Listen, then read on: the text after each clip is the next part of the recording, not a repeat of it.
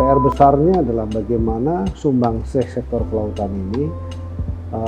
Jadi satu, dari sisi ekologi kita harus tetap jaga karena supaya keseimbangan itu bisa terus ya. Tapi sisi lain adalah dari sisi ekonomi, bagaimana sumbangsih perekonomian kita, perekonomian daripada sektor kelautan dan perikanan ini bisa memberikan kontribusi yang maksimal kepada kesejahteraan masyarakat.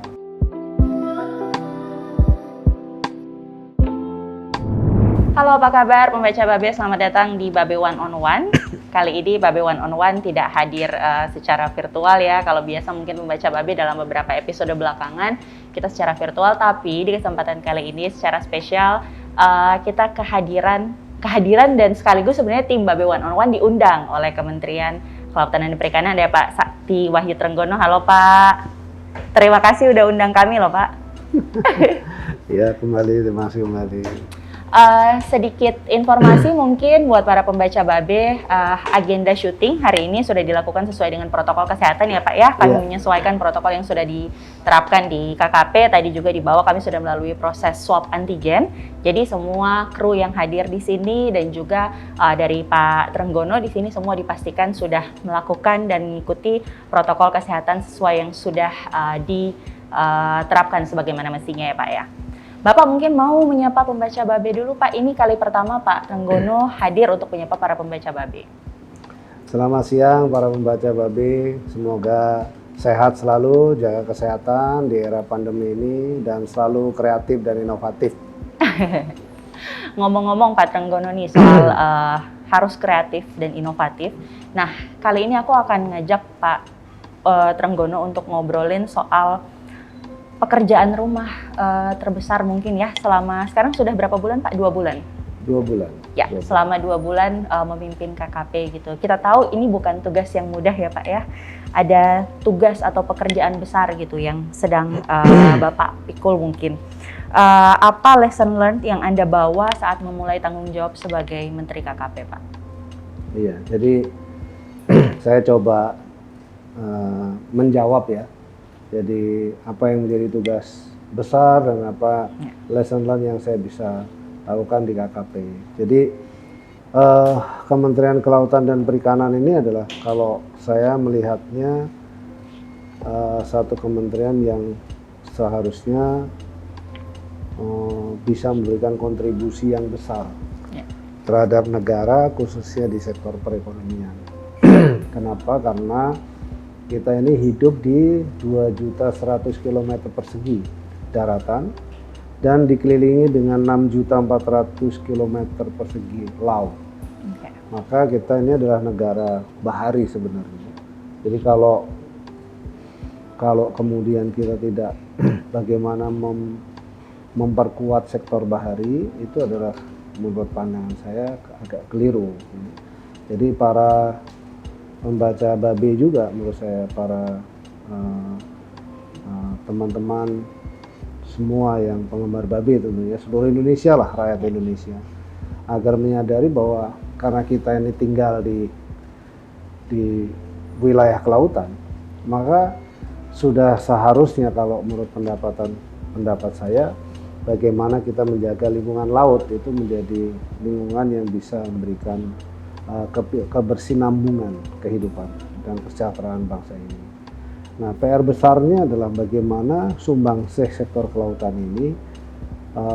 Jadi satu, dari sisi ekologi kita harus tetap jaga karena supaya keseimbangan itu bisa terus ya. Tapi sisi lain adalah dari sisi ekonomi, bagaimana sumbangsih perekonomian kita, perekonomian daripada sektor kelautan dan perikanan ini bisa memberikan kontribusi yang maksimal kepada kesejahteraan masyarakat. Itu adalah PR besarnya. Dan kita di kelautan ini adalah memelihara seluruh biota kelautan. Salah satunya adalah perikanan. Perikanan kita itu cukup besar. Kalau kita perhatikan produksi dari tahun ke tahun itu terus meningkat. Jadi dalam 5 tahun terakhir tuh produksi kita terus meningkat. Jadi kurang lebih rata-rata setiap tahun itu tidak kurang dari 200 triliun pendapatan daripada sektor kelautan. Nah, ini yang selama ini harusnya tidak hanya dari sektor kelautan, tapi juga kemudian di sektor budidaya. Itu yang menjadi PR besar kita, PR besar daripada Kementerian Kelautan dan Perikanan, supaya bisa memberi manfaat yang besar kepada perekonomian, terutama kepada masyarakat Indonesia. Temuan Anda sendiri Pak selama 2 bulan ini, karena kan kita tahu waktu Anda masuk memimpin Kementerian KKP juga kan bukan perkara yang mudah ya Pak ya, kondisi harus kembali membangun kepercayaan publik. Apa yang Anda temukan selama 2 bulan terakhir ini? Saya melihat ini komunikasi, jadi saya rasa komunikasi kita kepada masyarakat, khususnya adalah masyarakat nelayan. Bagaimana masyarakat nelayan ini bisa sejahtera karena mereka semua bekerja di kelautan. Satu contoh misalnya, kalau dianggap sebagai satu temuan, jadi saya merasa kalau satu temuan itu tidak pas ya, tapi saya lebih kepada belum maksimal. Oke. Nah, saya anggap, saya katakan belum maksimal sajalah, biar lebih enak nanti kalau didengar sama pihak-pihak yang lain ya. Artinya begini, para pelaku di industri kelautan, khususnya yang para pekerja yang di sektor kelautan, diantaranya adalah para pelaut atau para ABK ya. Nah, itu kan sampai hari ini boleh dibilang tingkat kesejahteraannya kan masih rendah. Ya. Nah, itu menjadi satu tantangan kita di kelautan juga untuk kemudian kita tingkatkan supaya ke depan bagaimana caranya ABK ini atau para pelaut atau nelayan ini ya, para nelayan ini memiliki kesejahteraan, bisa mendapatkan kesejahteraan. Di antaranya punya tabungan hari tua, kemudian punya punya asuransi kesehatan, kemudian punya asuransi kecelakaan. Nah, itu menjadi satu target kita. Lalu kemudian dari sisi negara tentu itu semua dari seluruh produksi perikanan tangkap ini bagaimana supaya bisa memberikan PNBP yang lebih besar. Yang kita temukan kalau itu jadi sebuah temuan, PNBP yang diterima oleh negara dari sektor kelautan ini belum sampai 600 miliar satu tahun. Dan ini sangat kecil dibandingkan dengan produksi yang saya lihat setiap tahunnya tidak kurang dari 200 triliun. Oke. Gitu. Siap. Pak, kalau kita harus sedikit flashback ke awal Anda dipercayakan oleh Presiden Joko Widodo untuk menjabat sebagai Menteri KKP, salah satu janji dari Pak Trenggono sendiri adalah akan menghentikan ekspor benih lobster. Sudah sampai mana Pak prosesnya? Sedikit lagi saya kira sudah bisa dijawab secara pasti ya. Tapi yang pasti saat ini itu masih dihentikan. Saya ingin melihat secara langsung bagaimana yang namanya lobster ini menjadi satu kekuatan kita, kekuatan ekonomi bangsa ini, menjadi kekuatan kompetensi bangsa ini. Jadi artinya nilai tambah di lobster itu kan ketika dia sudah menjadi besar. Kalau itu dijual benur, maka nilai tambah itu yang menikmati orang yang membudidayakan. Nah, kalau dia terlahir di sini, tidak masuk akal kalau dia tidak bisa dibesarkan di sini. Masa lahir di sini dibesarkannya di tempat lain? Ya kan tidak masuk akal. Jadi logika saya adalah ketika dia dilahirkan di sini, maka dia bisa dibesarkan di sini. Untuk itu nilai tambahnya akan menjadi semakin maksimal. Nah, ini yang akan saya sedikit lagi saya keliling ke seluruh titik-titik budidaya dan kemudian titik-titik penangkapan daripada benur itu sendiri, benih-benih lobster itu sendiri yang akan saya lihat. Mungkin hanya beberapa minggu lagi saya kira sudah bisa diputuskan, tapi sudah condongnya lebih kepada ekspor benurnya kita pasti stop.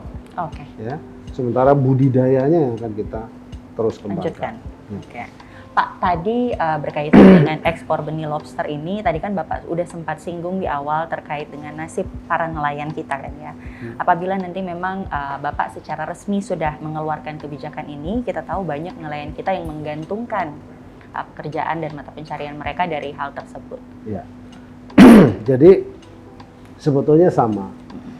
Ketika itu diambil, lalu kemudian dibeli oleh oleh seseorang, oleh pengumpul, kemudian dijual ke ekspor, maka ada harga yang diberikan kepada nelayan. Lalu kemudian kita rubah supaya nelayan tetap ngambil, tapi itu adalah dibudidayakan di dalam negeri. Tentu si pembudidaya juga bisa membeli dari si nelayan itu sendiri.